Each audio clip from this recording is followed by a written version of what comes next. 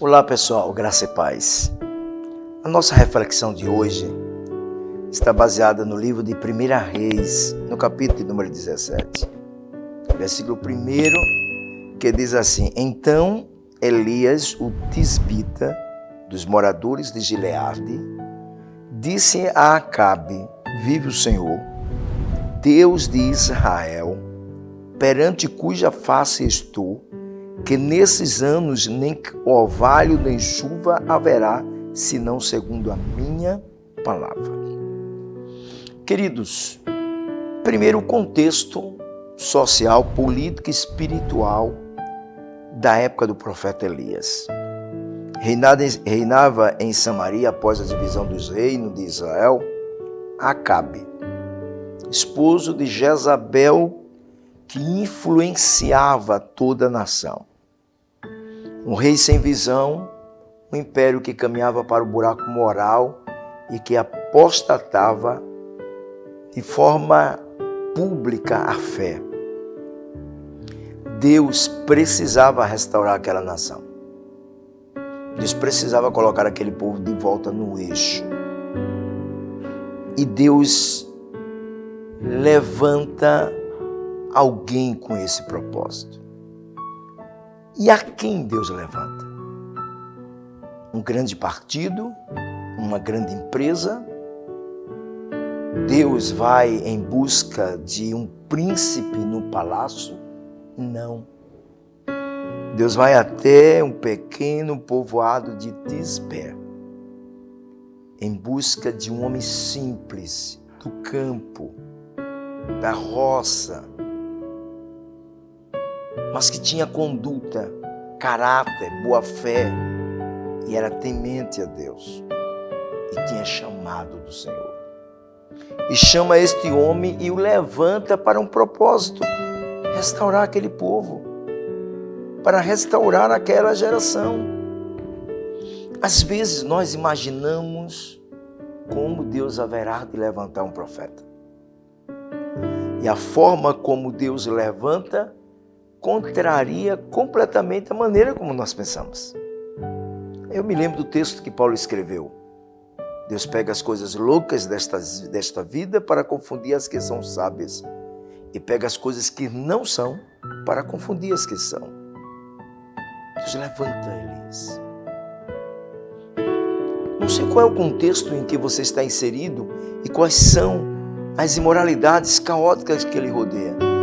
Mas uma coisa eu tenho plena certeza de que a mesma maneira, da mesma forma como Deus levantou Elias como profeta para Samaria, Deus está lhe despertando e lhe conduzindo a esta missão específica de ser profeta de conserto e de restauração para a sua igreja, para a sua empresa, para a sua comunidade, para a sua família. O Senhor chama este homem. E a palavra de Deus diz que o Senhor levanta este homem. E este homem traz uma palavra de justiça, de juízo sobre aquele povo e determina que não haverá chuva nem orvalho sobre a terra até segundo a palavra do profeta dele, de Elias. E assim se cumpriu. Na Bíblia você encontra um profeta com tanta autoridade quanto o profeta Elias? Não. O homem tinha tamanha intimidade nos céus, com os céus, que ele nem orava aos céus pedindo autorização para decretar. Ele decretava literalmente. E os céus cumpria, os céus correspondia com a palavra do profeta Elias. Subentende que havia crédito na relação de Elias com Deus. O problema veio e Deus então começa a cuidar deste homem. A crise estava rodeando toda Samaria, mas perceba, veja comigo, Deus leva o profeta Elias para o ribeiro de Querite. E Deus cuida de Elias, lhe providenciando água através daquele ribeiro. E o próprio Deus levanta os covos. E esses covos serviam de garçons para Elias. Na hora do café, do almoço, da janta, chegava comida para o profeta Elias. O juízo de Deus, quando vem através de um decreto divino, através de um profeta, ele vem sobre aqueles que estão debaixo de rebeldia. Porque os fiéis, atípico do profeta Elias, de forma tipológica, nos momentos da crise serão cuidados, protegidos por Deus. Entenda, Deus traz juízo sobre um povo, mas no meio desse juízo, Deus cuidará dos seus. Deus cuidará dos seus que são leais a Ele, que são fiéis a Ele. Foi exatamente isso. Quando Deus levanta um homem que anda de joelho como resposta de juízo e de conserto para uma geração e para um povo, é o próprio Deus que em meio ao juízo vai cuidar, vai proteger, vai zelar, vai providenciar todas as necessidades para cuidar deste profeta. Portanto, queridos, observamos que Deus cuida do profeta Elias. E quando se acaba a água, Deus providencia um outro escape para o profeta. O texto bíblico vai mostrar que a viúva de Sarepta, não é? Ela é instrumento para cuidar também do profeta. A palavra de Deus diz no versículo de número 8, então veio a ele a palavra do Senhor dizendo, levanta-te e vai a Sarepta, que é de Sidom e habita ali, e eis que eu ordenei ali a uma mulher viúva que te sustente. Então ele se levantou e se foi a Sarepta, e chegando à porta da cidade, eis que estava ali uma mulher viúva, apanhando lenha, e ele a chamou e lhe disse, traze-me, peço-te, numa vasilha um pouco de água que beba. E indo ela a buscá-la, ele a chamou e lhe disse, traze-me agora também um bocado de pão na tua mão.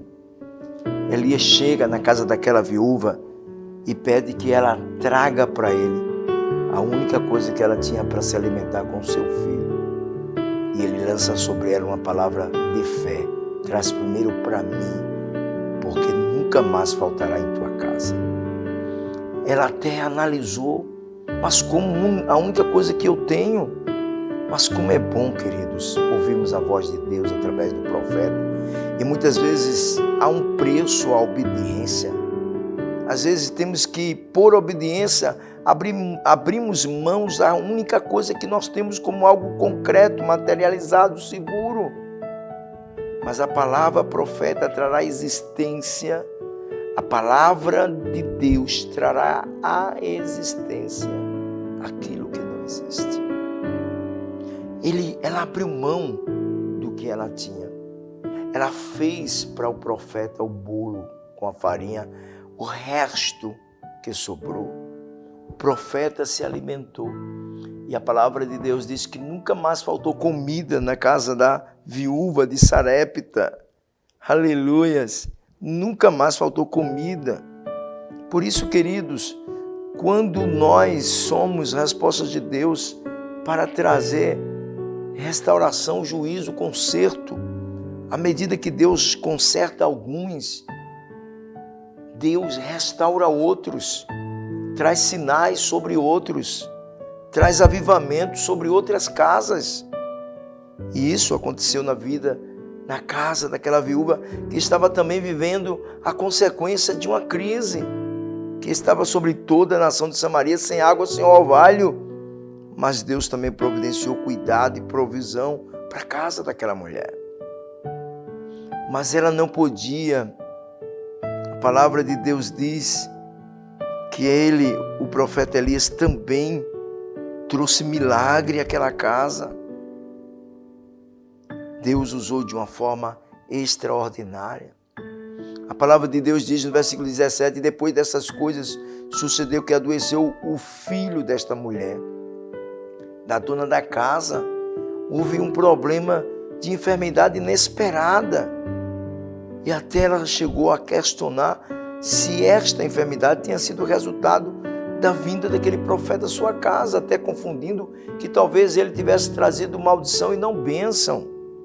Mas o profeta veio, deitou-se sobre o filho daquela viúva e trouxe vida, restauração para aquela casa. Queridos, Deus precisa levantar pessoas como Elias para essa geração. Nós temos pessoas doentes, nós temos uma geração corrompida, nós temos milhares de pessoas apostatando da fé, nós estamos em uma nação polarizada, nós vemos pessoas se matarem em nome da política, nós vemos igrejas divididas, nós vemos altares corrompidos, nós vemos uma igreja que não mais adora, nós vemos uma igreja que se destrói e se conflita entre si. Nós vemos a própria política se utilizando da fé para se projetar. Nós estamos em uma nação semelhante a Samaria, uma nação doente, uma nação de igrejas divididas, uma nação polarizada, uma nação que precisa de uma voz de Elias, uma voz de conserto, uma voz para colocar ordem na casa e para chamar o milagre e a restauração de Deus. Seja você, a partir de sua história e de sua casa, esse Elias, este homem que Deus está levantando para curar esta nação e que estará de pé diante dos homens e das circunstâncias. Deus te abençoe.